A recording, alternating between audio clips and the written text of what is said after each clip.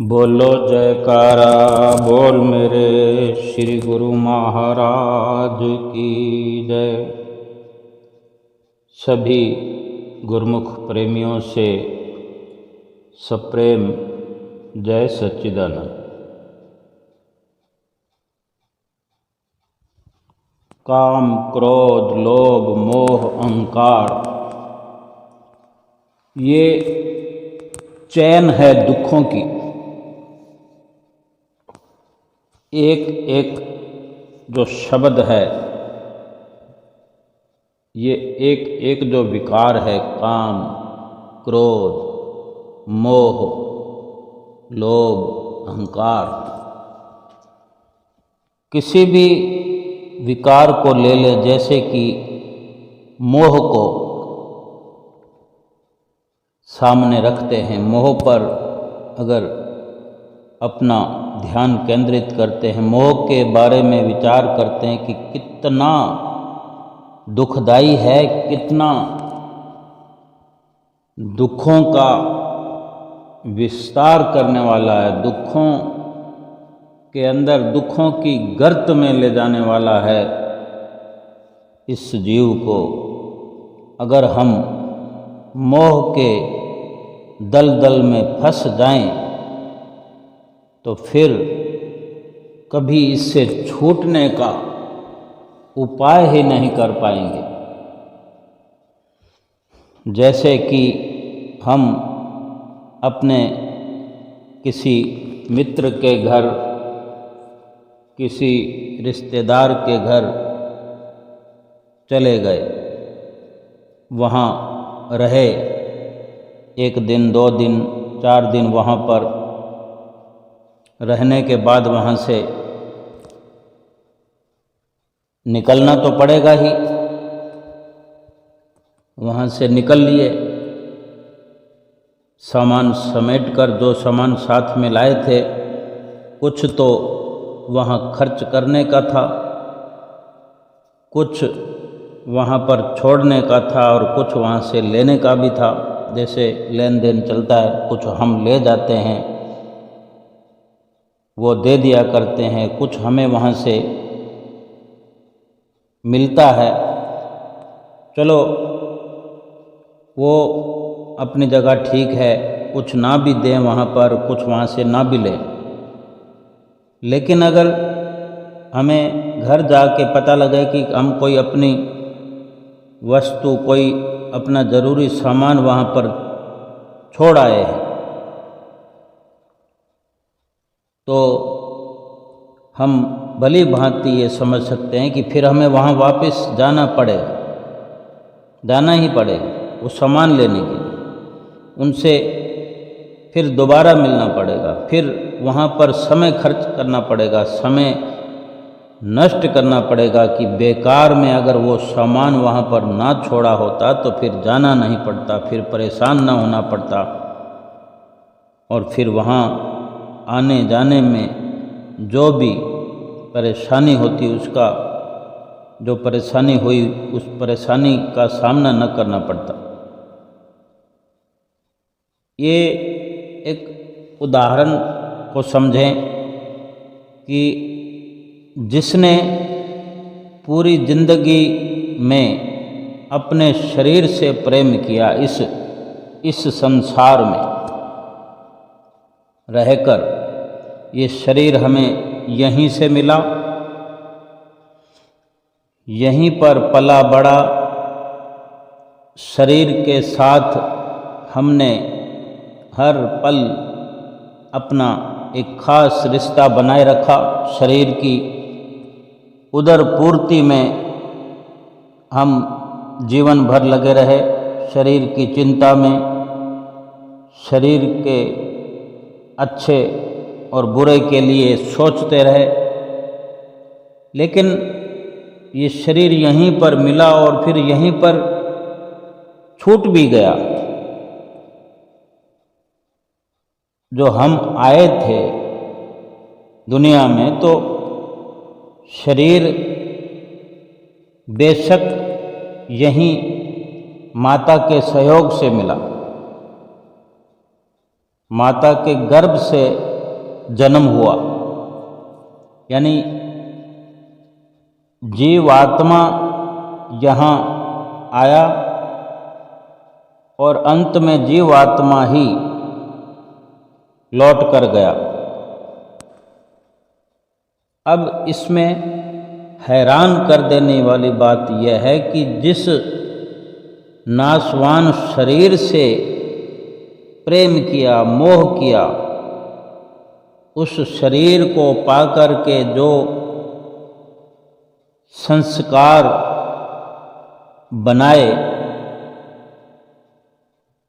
जिन जिन से संपर्क किया, वो कर्म बंधन बन करके फिर से हमें इस संसार में वापस लेकर आएंगे। चाहे किसी भी योनि में आना पड़े, किसी भी शरीर के द्वारा आना पड़े, लेकिन जिन जिन से संपर्क किया, जिन जिन से झूठा मोह जताया, झूठा प्रेम किया, झूठा रिश्ता बनाया, जिनसे झूठे लेन देन किए, जाने अनजाने कितने ही लोगों से छल कपट इस प्रकार के व्यवहार किए, जीवन भर जैसा चिंतन रहता है, मृत्यु के समय वैसे ही विचार आते रहते हैं और आते रहे, और फिर उस अंत समय में भी, मृत्यु के समय, वो विचार तेज तरार रफ्तार से संस्कार बन बन कर उभरते हैं, और उसी में ये सुरती फंस करके, गलतान होकर के अपने अगले जन्म का निर्माण वहीं से हो जाता है,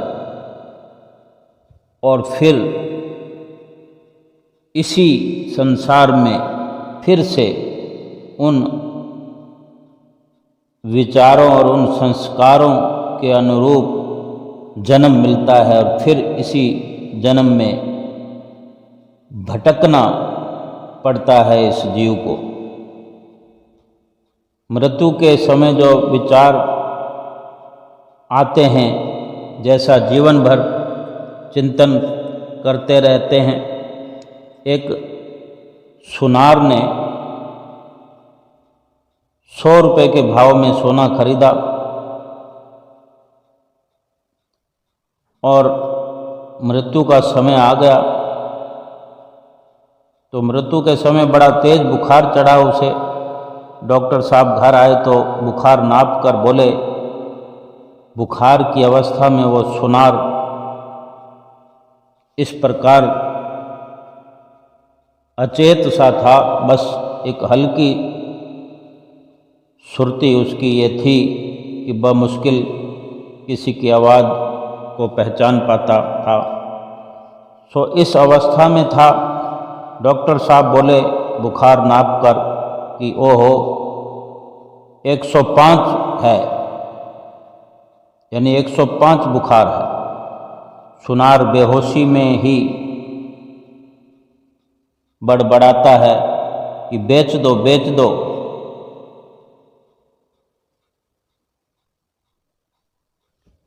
यानी वो अपनी सुरती को उसी सोने में और उसके भाव में लगाए हुए है। उसको ये ध्यान है कि मैंने 100 में खरीदा है, न जाने वो कितना चिंतन करता रहा कि कब भाव बढ़ेगा। तो अब वो बुखार की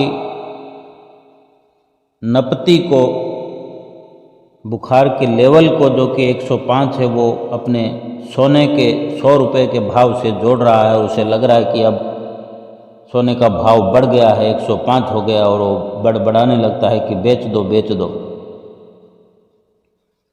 इस शरीर रूपी बादल की छाया में ही हमने अपने आत्मा रूपी सूर्य को छिपा रखा है।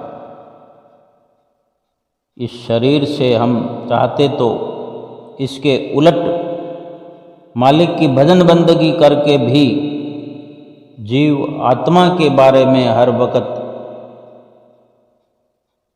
सोच सकते थे। जीवात्मा की रिहाई के लिए, जो कि चिरकाल से बंधन में है, कैद में है, गुलामी में है, उसके बारे में भगवान का चिंतन करके इस जीवात्मा को बंधन से बंधन मुक्त कर सकते थे, आज़ादी दिला सकते थे और अंत समय भी कुछ स्वरूप और होता। लेकिन ऐसा हुआ नहीं। इस शरीर के रहते हुए हमने जो हमारी जीवात्मा रूपी प्रकाश है, इस शरीर के अंदर उसे ढके रखा। जीवात्मा के उजाले को उजागर नहीं होने दिया, कोई जतन नहीं किया। ये शरीर तो सुख रहित है, कहीं से किसी प्रकार से भी शरीर सुख देने वाला नहीं है। इसमें सुख खोजना हमारी बहुत बड़ी गलती है, बहुत बड़ी मूर्खता है। इस क्षण भर में नष्ट होने वाले शरीर पर हमने अपनी श्रद्धा कायम कर दी, इसी में सुख मान करके रात और दिन इस शरीर के बारे में सोचते रहे, शरीर को उजला बनाते रहे, शरीर को पालने पोसने में लगे, शरीर के लिए जतन करते रहे, शरीर को सुंदर बनाने में लगे रहे, जबकि ये शरीर मिट्टी था और मिट्टी की ओर ही मिलने के लिए हर पल ये जाता रहा और मिट्टी में मिल गया। लेकिन इस शरीर के अंदर सुख ढूंढने के कारण, सुख खोजने के कारण इस शरीर को सुख स्वरूप समझकर विषयों में फंसे रहे। इस कारण से इस शरीर में, शरीर के रहते जो मायावी कर्म किए, सकामता वाले कर्म किए, छल कपट किए,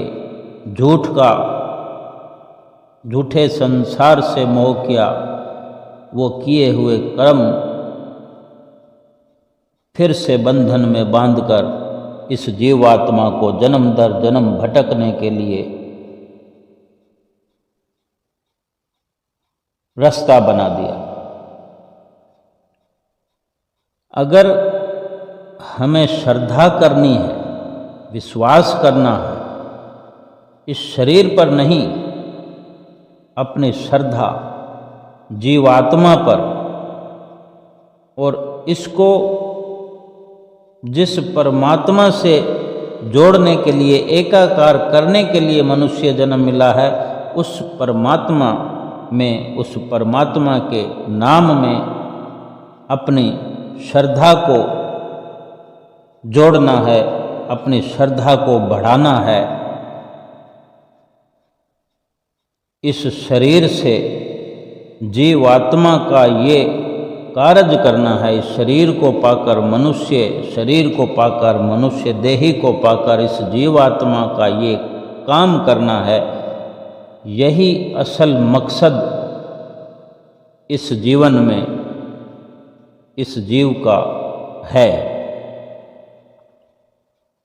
महापुरुष इसीलिए समझाते हैं कि इस शरीर को सुख स्वरूप समझकर विषय विकारों में न फंस करके और इसे झूठा समझकर जीवात्मा को सुखी करने में देरी मत करो। इस शरीर के होने का लाभ प्राप्त करना मनुष्य की अक्लमंदी है।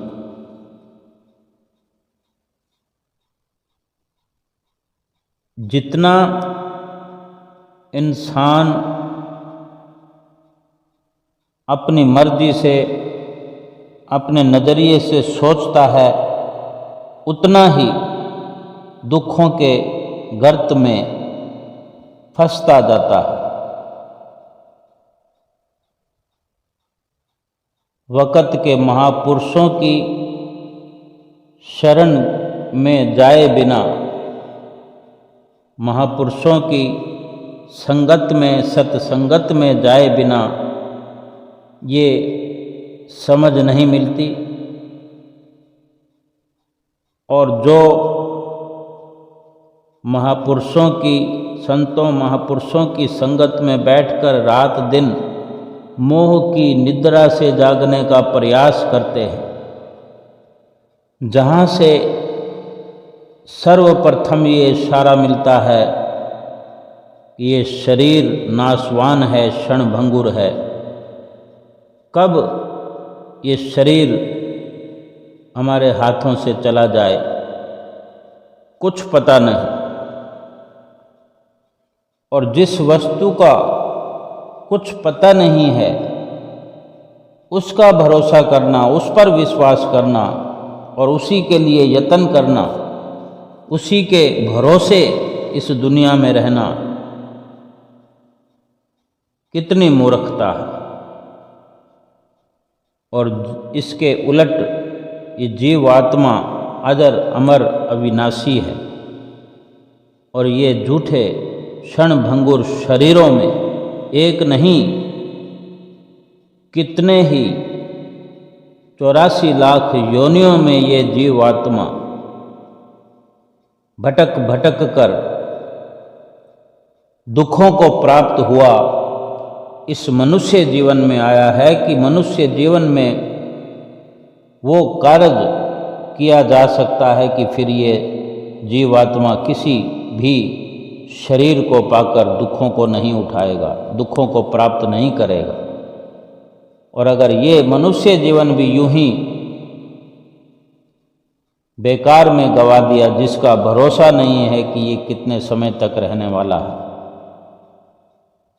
महापुरुष फरमाते हैं, लाल दास उठ भजन कर, आलस ऊंग निवार, रक्ष बेगाना कारज अपना, दिन सु लेत संवार।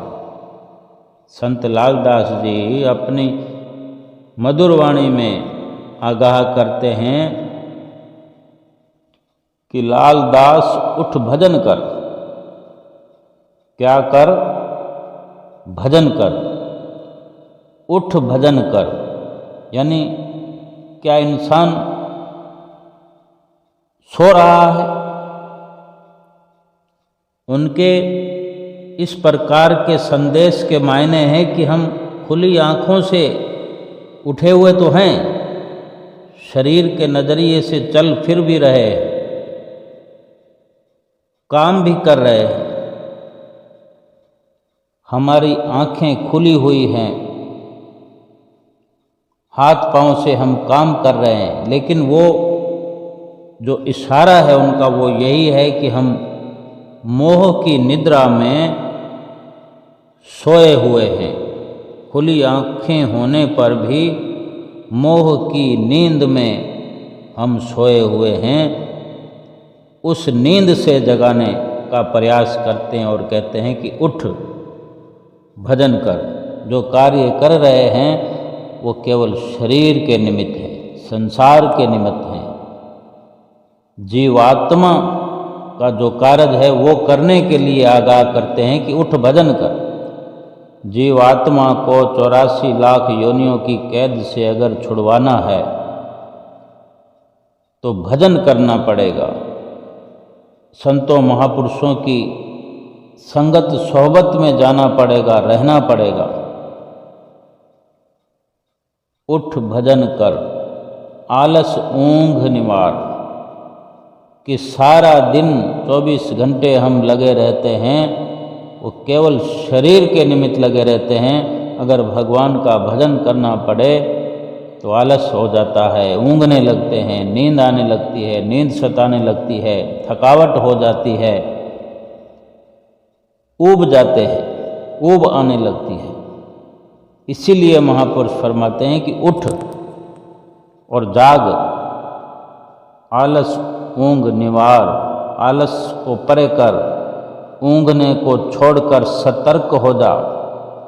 रछ बेगाना कारज अपना जिनसू लेत समार। रछ यानी औजार, रछ बेगाना, ये जो मनुष्य है इसको एक औजार कहा है, ये बेगाना है, ये शरीर बेगाना है। अगर अपना होता तो बे नष्ट नहीं होता,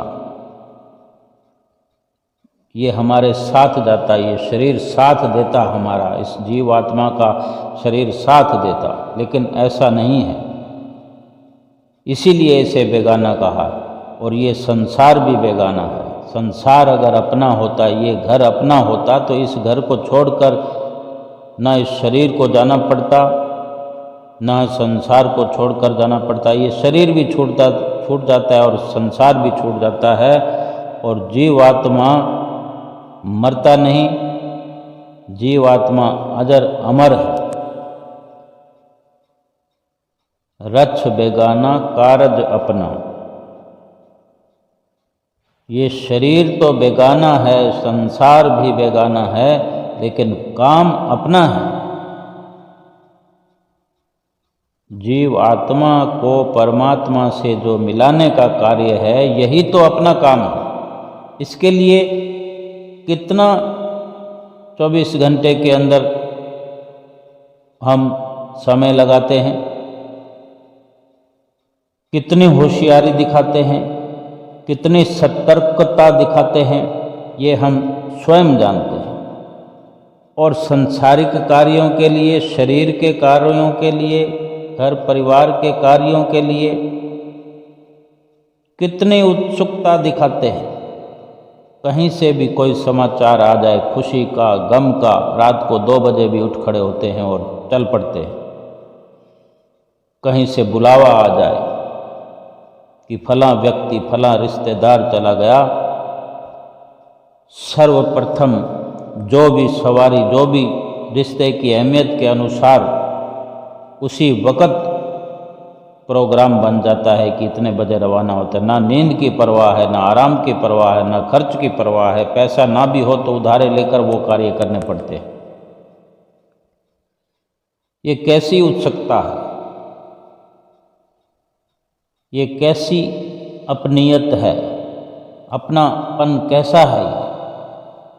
जबकि जब अपना शरीर जो हम मानते हैं, ये शरीर भी बेगाना कहा गया है, फिर जो इस शरीर के जो संबंध हैं, रिश्ते हैं, वो अपने कैसे हो सकते हैं। जब अपना स्वयं का शरीर साथ नहीं जाता, यहीं पर जलकर भस्म हो जाता है।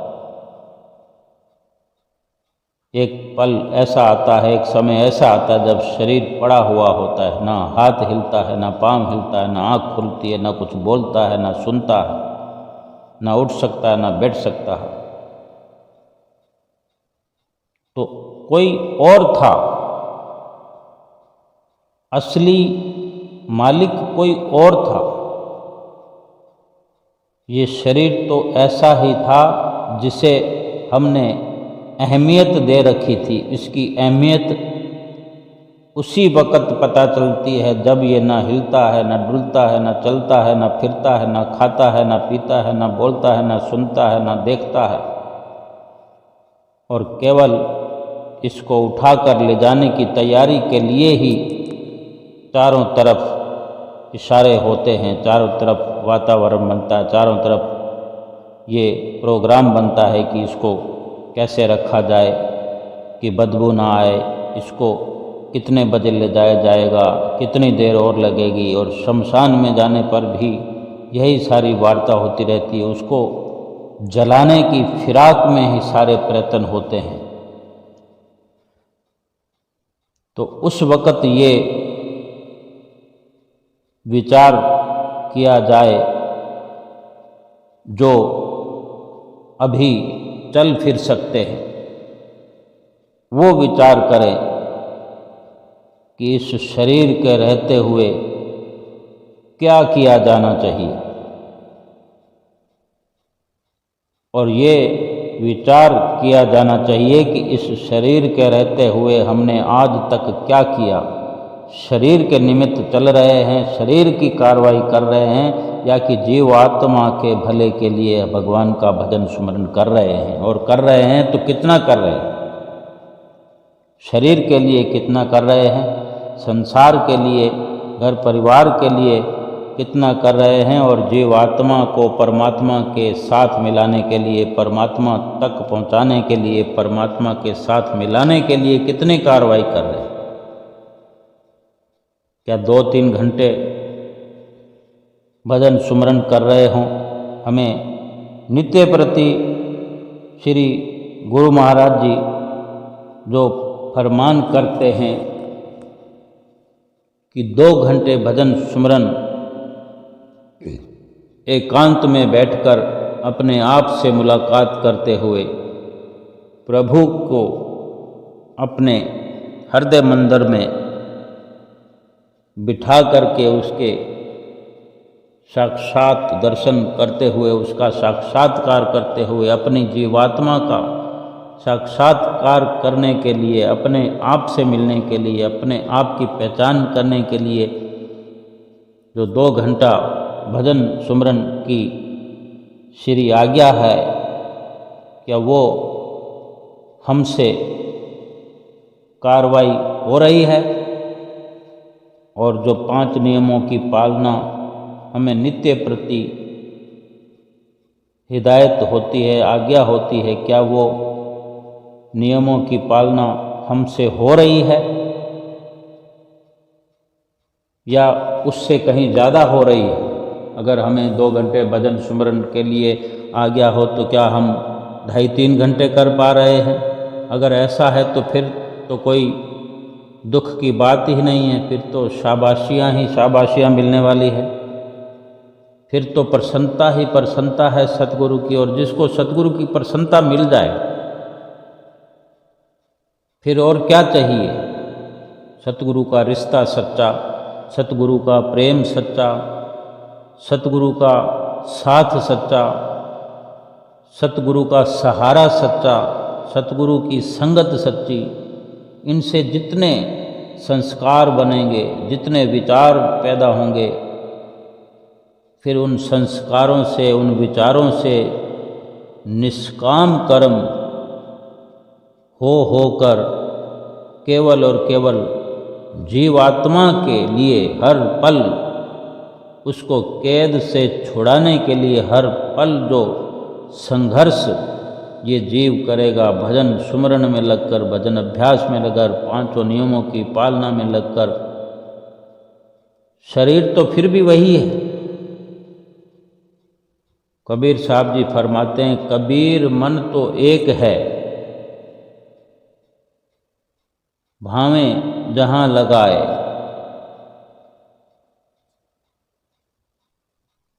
कबीर मन तो एक ही है,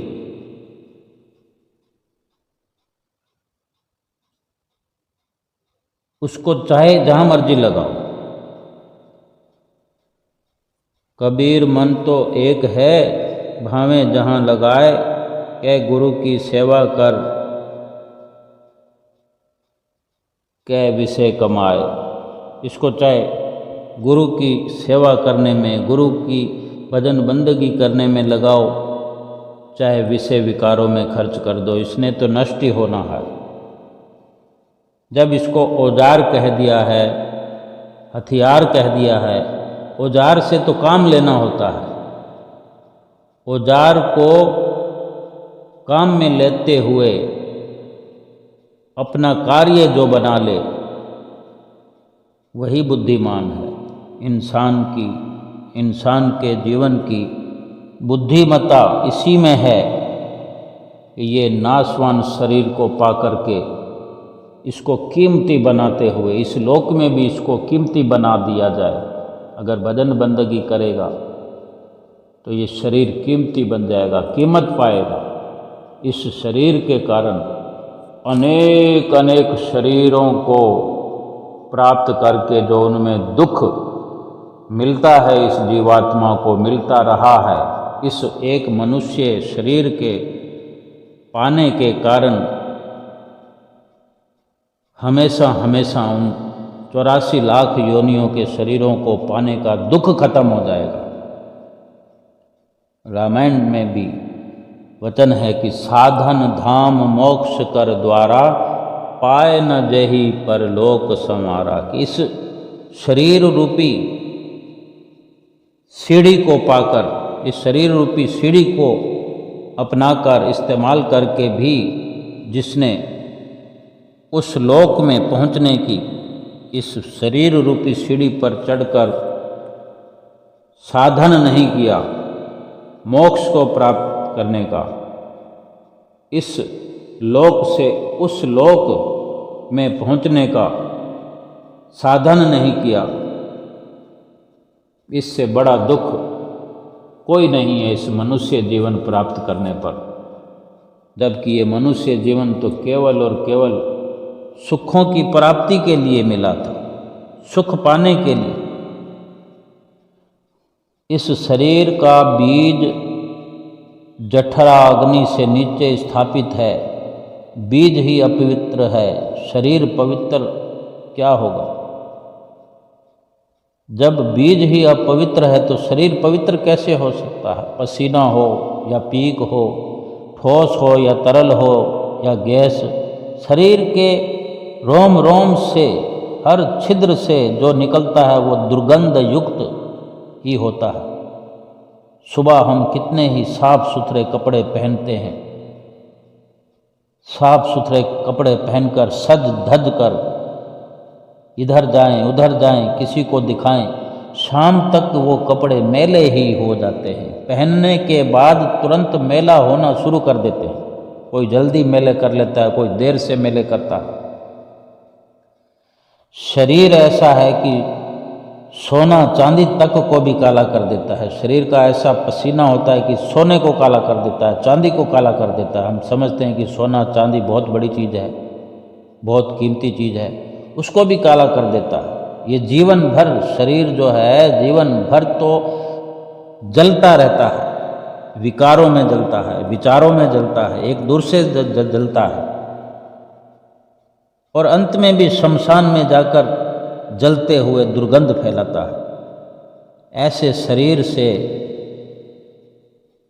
प्रेम नहीं करना, इस शरीर में रहकर जीवात्मा को प्रभु के प्रेम में लगा करके जीवात्मा की तरक्की करनी है। और इस मनुष्य जीवन, ये शरीर जो कि इतना दुर्गंध युक्त है, इससे इतना बड़ा कार्य करना है कि ये शरीर सफल हो जाए, इसका रोम रोम सफल हो जाए। इसे काम में लेना, इस शरीर को काम में लेना, इस शरीर से साधन करना, इस शरीर से तरक्की करनी जीवात्मा के लिए।